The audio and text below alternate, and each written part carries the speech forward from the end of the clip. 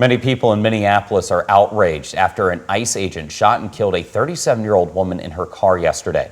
Crowds gathered last night holding a vigil for the woman. A makeshift shrine of flowers and candles was placed on a patch of snow near where that shooting happened.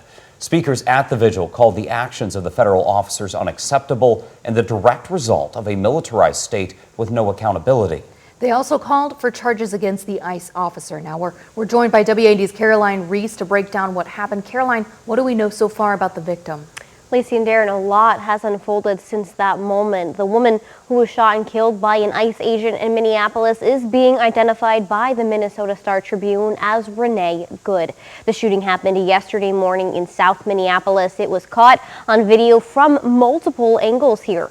Now, the video starts with a driver, police say, who had been blocking the street. You see the driver gesturing at officers, and they start approaching that dark-colored SUV there. One going to the driver's side door, another officer stepping in front of the vehicle.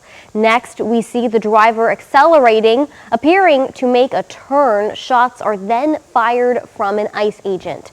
The SUV continues to move and then collides with a parked car. This immediately led to a massive law enforcement presence at the scene and protesters standing off with ICE agents. One witness of the shooting explains what he saw. Anger and indignation that this could happen. Like, it was, in my opinion, completely uncalled for. The car was backing up and pulling forward, moving out of the lane of blocking traffic, and then shots were fired. For what reason, I can't say.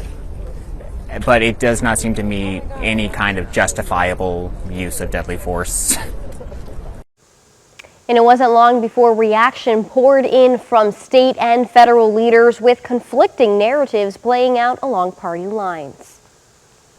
We have been warning for weeks that the Trump administration's dangerous, sensationalized operations are a threat to our public safety, that someone was going to get hurt.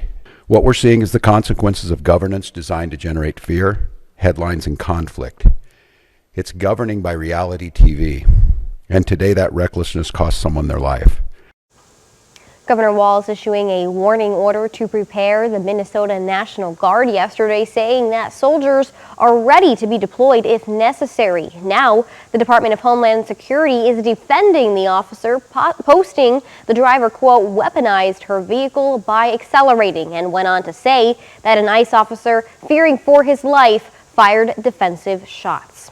Now, last night, a notice on the Minneapolis Public Schools website, and schools would be closed the remainder of the week due to, quote, safety concerns. Live in studio, Caroline Reese, WAND News. Thank you so much, Caroline.